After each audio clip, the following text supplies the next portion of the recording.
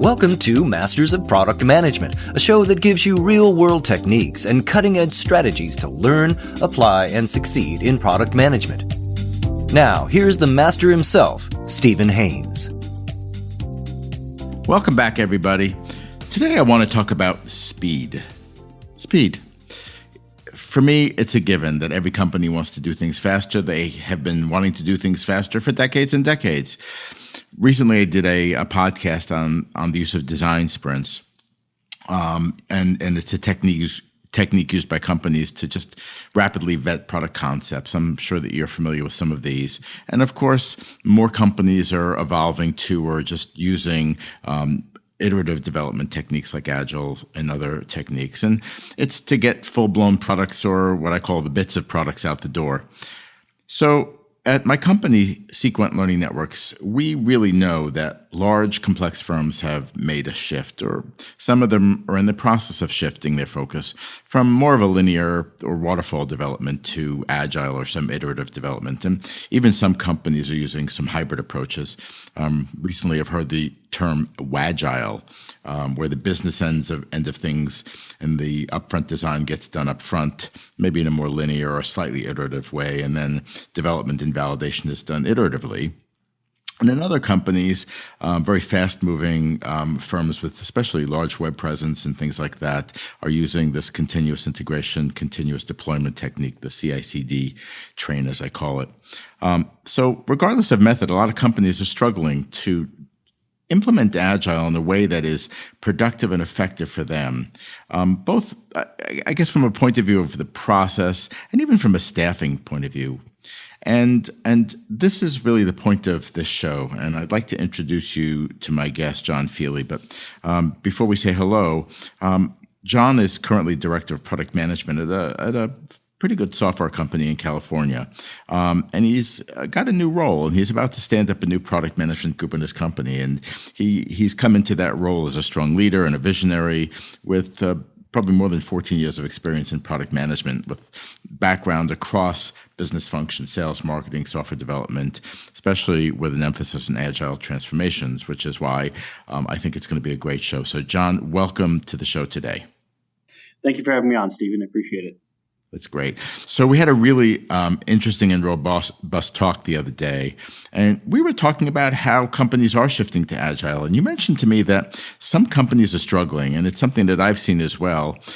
Could you describe from your point of view what you're seeing? Yeah,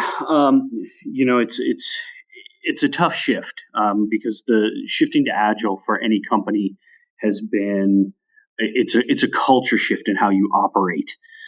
You used the term Wagile before, and I've heard a lot of people use that as kind of a tongue-in-cheek, basically saying we're going to do waterfall planning, but Agile development. And it's very difficult for typically senior leadership of a company to wrap their brain around the concept that just because you can turn on a dime with Agile development doesn't necessarily mean you should always do that. And the difficulty for product management in particular has been, there's a lot that goes into the old waterfall process of doing things in terms of requirements documents and vetting all these things out and having all that information up front before development starts. It doesn't make the product manager's job any easier. So the only benefit you gain is a potential shift in direction when you're using Agile development. Sorry. No, I breathed. Okay. That was sort of the sharp intake of breath before I wanted to say something, but I didn't. Right. So I mean, it just becomes difficult in terms of adopting kind of a true Agile approach to a marketplace, for example, even from the executive point of view. Some of the other things that I've seen is difficulty is a lot of, in terms of Agile process in general, a lot of us are using offshore teams now. And the whole point of Agile is to, they kind of say when you go through like Agile boot camps and training, face-to-face communication is best. Second best is voice to voice, chatting over the phone or something like that. And the least the least effective form of communication is email. And when you're working with offshore teams, there's typically a huge time difference. And so I've seen this in my current company. It's really a struggle to adopt offshore effectively and still kind of maintain that nimble, agile approach. We lose a lot of time in communications. And unless you have someone that's willing to kind of work those flex hours, whether that be on the offshore side or onshore here, it's a very difficult balance. It's interesting. It's interesting. There are a couple of key points. Number one, that I believe I heard you say. Number one, there's this leadership mindset that they have this broad base of expectations, but they may not be seeing it all. And then there are these cultural dimensions or even organizational design dimensions where it's almost standing in the way. And, as I understand it, you want to develop something quickly and get it tested and validated with a real customer. If somebody's far away or you're in a time shift, how do you take advantage of that? And I think that could be problematic. So I understand that. But there's something else. Talking about getting some validation, we were talking, again, a week or two ago about some things that are going on with product managers versus product owners. And we see shifts in roles and responsibilities and fuzzy boundaries where product managers are doing product owner job and product owner jobs are rudderless and being directed by the development team. I see all this stuff is so variable. And I don't know how anybody gets anything done with that degree of inconsistency. What are you seeing? I'm seeing that exact thing. Right now, I think because Agile is, quote unquote, new to a lot of leadership teams, they're struggling to figure out what role the product owner really is. There is some overlap of product owner with what product managers typically do, at least in my experience. And there's kind of an ongoing, I don't know if it's an ongoing debate necessarily, but it's really an open question as to, are product owners and product managers interchangeable? Is it the same role, or should it be two separate roles? And I think the answer is a little bit of a cop-out, but I think it depends on your organization, and it also depends on the size of your company, obviously. If you're a smaller company, I think you can definitely get away with the product owner and product manager being that same individual. But as you grow into just an enterprise size, company, several hundred employees, maybe you have a fairly mature product and product team. You really, I think, need two distinct roles. And it depends on how your company is also organized. I can give you an example from my current life. Our product owners are basically embedded with the development teams specifically. And which sounds great on paper, because now you have this product owner that's just lock and step with the development team, through everything that they do. But that person is actually functioning more like a project manager or even a BA, a business analyst in that case. Their role basically becomes just managing the dev team day to day. They're down in the weeds. They're writing requirements. They're answering very specific questions. They're making some decisions. They're not one step above looking at it from a market point of view. And that's where I see the product manager role being separate. They need to be out of the weeds. And they need to be looking at market trends and doing the competitive analysis. And they can't be embedded with that team day to day, doing stand-ups necessarily. They certainly can participate, and they're a valuable component of that, of sprint planning and product definition. But really, that product owner role becomes a very functional scheduling role, because they are embedded directly with a specific team. Yeah, what's interesting is that in some companies, this is what we've seen, when you have a product manager who gets so stuck into the product owner role, they don't get a chance to get out of the weeds, and they become extremely tactical. They get very, very frustrated. And even though they're called product managers, they're literally doing that development team hand holding. There's one thing else that we've started to see as well, where some companies, as they're beginning to mature, are recognizing they can't have two human beings associated with the same product, and they're trying to find some hybridized approach where the product manager may not do a daily stand-up, and they may not be releasing things as rapidly because they just can't. There's a lot of integration and things that have to go along. So they're doing some of their weekly meetings, either in person or even remotely, but maybe only doing a couple a week because they've got to be out and about and seeing customers and things like that. Can you comment on that? Yeah, I mean, I think you kind of nailed it in the way I kind of equate it, whether it's right or wrong. That product owner, like I said, is kind of aligned with the team, where I look at product managers being aligned with a marketplace or a customer, or and that to me is the best place to kind of start delineating. Okay, here's what the product manager is supposed to be responsible for. Here's what I expect out of my product owners, and certainly there's going to be some overlap in there in terms of specific requirements generation and things like that, because obviously there has to be some collaboration there between those two. I think those two roles need to be kind of connected at the hip, as it were, because I envision multiple product managers working with maybe a product owner.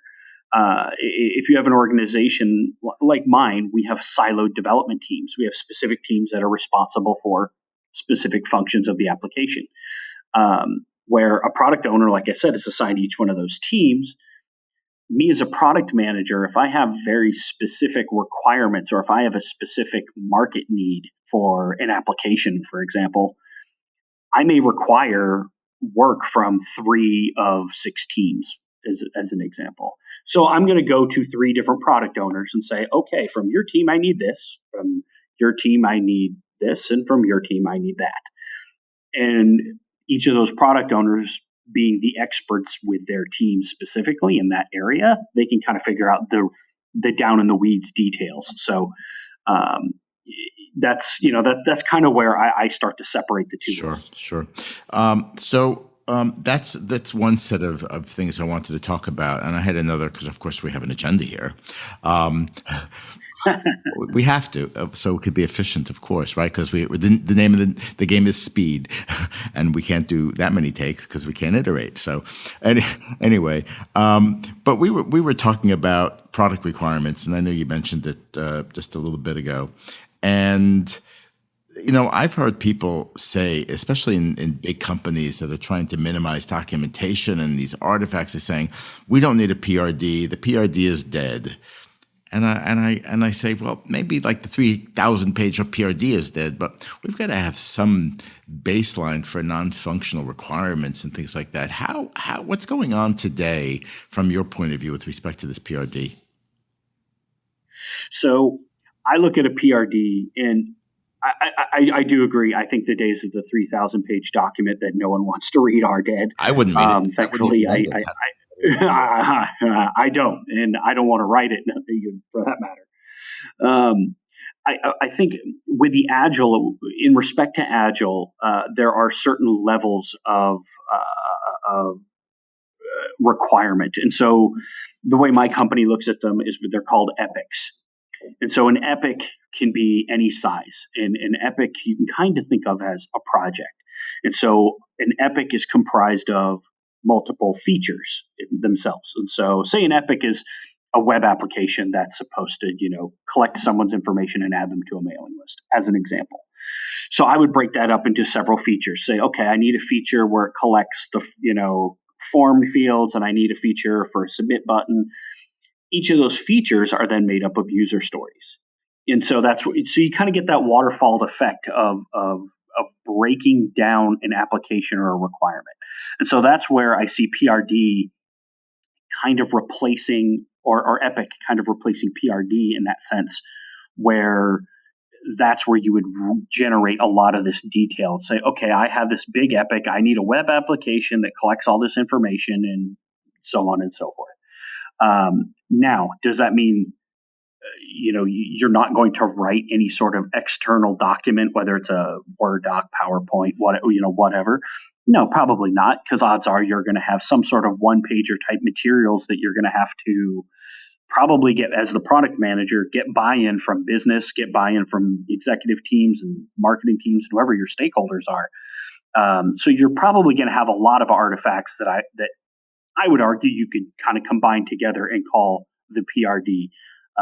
But I think you're right. The days of the 3,000-page document are done. There are two dimensions that I wanted to comment on. One is in one of our product management workshops, we came up with this notion to capture this thing called an epic. But the epic, we came up with the term user story book. And what we did was we said, you can create a user story, which is a depiction of one little journey or mini journey. And when you write a book, which I have a little bit of experience in, you write a chapter and then you write another chapter and then you realize that there was something that you had to change in the previous chapter. So you go back and forth and back and forth. So you're in this continuous mode of editing. And that this idea is you still want to create a complete storybook, which really captures the entire journey. So that actually could be the epic that you referred to. And I know epic is used in the Agile world. It's just the idea that a story it can be edited over time. And I think that's important. But on the other side of the stick, I think that somebody in product needs to still own things like performance and capacity and safety and security and stuff like that at the non-functional level, which may or may not be. I don't think they're captured necessarily in the user story. So do you have any sense of how that's done in an Agile world? No, I agree with, yes, the notion that it does need to be owned. And in my current world, it's just expected that the product managers all shoulder that responsibility themselves to make sure that security and although all the performance is just inherent into the application. Part of it is also, in going back to the initial discussion of speed, that we have separate departments set up for load testing and things like that. And especially my current company, we are very peak driven. We have holiday peaks drive our entire company. And so, there are 8 months out of the year where we have not very little traffic, but much lower traffic. And then as we get closer to holidays, Christmas is coming up right now, we see a huge, huge spike on our system. And same thing with Valentine's Day and Mother's Day. So performances of we actually have a performance lab set up and making sure that our systems will still be standing under peak loads. Yeah. So that's important because it's inherent in the business, which we're not talking about, but maybe people can guess. I wanted to talk about something else, but I also wanted to be cognizant of our time because we try to keep these casts at about 20 minutes or less, just because of the short attention span theater. People have things to do. And so I'm going to skip over the thing related to continuous integration and continuous deployment, but I might want to take that up as another topic with you, possibly some other people as well, because I think that there are some companies who are operating in that model. It's amazing, and I think that we can have conversations like this, and I hope that people are continuing to have conversations like this because we have a lot of opportunities in front of us. The opportunities to go faster and to be more. I like to say the word fleet of foot, which is this like the analogy of a sports team, and you encounter obstacles and you're pushing along, and then you pivot and you move. And that's the kind of thing that we're trying to do. That kind of blocking and tackling on the competitive playing field, and I think that. Iterative product development techniques allow us to do that, but an organization has to adapt from a holistic perspective, and it can't just be an edict from the top of the company that says thou shalt go faster and not provide all the enabling tools in terms of organizational design. Exactly. And that's exactly. Right. So that's why we're doing this, because I think that we were finding some equivalent thought on that. But I will leave this with our listeners, and that is do keep this conversation going. I'm hoping that others will want to join in the conversation and reach out to me, either through LinkedIn or through my company's contact us page at Sequent Learning Networks, because what I really want to do is I want to expose some of these things. I want to almost take a therapeutic stance on this and say, listen, this is an imperfect world and we have a lot of different challenges. And if people have some tricks or some techniques or some things that they've learned that help them adopt and move quickly and make their customers happy and make great products, I'd love to hear from you. And I really hope that this is the first in a line of broadcasts that we do that really focus on this. And with that, I thank John for joining us today. And hopefully we'll hear from him and perhaps other colleagues and some of you out there as we focus our effort on Agile transformation in Masters of Product Management. Let's see you next time. Bye-bye. Looking for resources and best practices in product management? Just go to Sequent Learning Networks to gain access to real-world tools that can make a difference. It's all there at sequentlearning.com.